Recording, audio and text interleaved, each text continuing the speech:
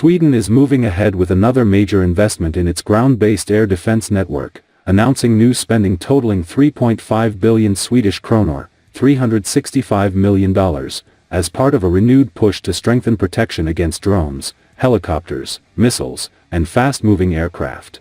The announcement was made on November 25 at the Air Defence Regiment in Halmstad, LV6, where Defense Minister Pål Jonson appeared alongside senior leaders from the Swedish Armed Forces and the Defence Materiel Administration, FMV. Sweden's defense must be strengthened against threats such as missiles, drones and helicopters. The best way to guarantee peace and freedom is investments in defense. The orders also contribute to growth, jobs and security of supply. This also improves the possibilities to increase production capacity in the defense industry, said the report.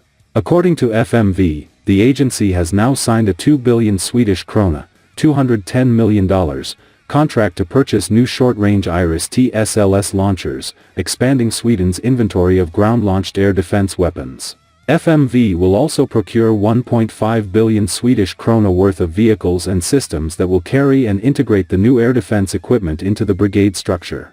Sweden's armed forces stated that the equipment will be assigned to the Norrbotten Regiment, I-19, and the Skaraborg Regiment, P4, forming 4 short-range air defense platoons as required under the 2024 Swedish defense decision. These units will provide enhanced protection for maneuver brigades operating in northern and central Sweden.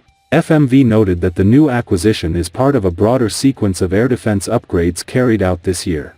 Sweden recently purchased CAMM missiles, new counter-drone systems, improvements to Gripen fighter capability, and additional IRIS-T SLM medium-range systems, resulting in more than 20 billion Swedish krona, $2.1 billion, in air defense spending over the past 6 months. According to the ministry, the goal is to establish a layered air defense structure that can counter threats at low, medium, and extended ranges, a capability Sweden is accelerating as it adjusts plans for full NATO integration.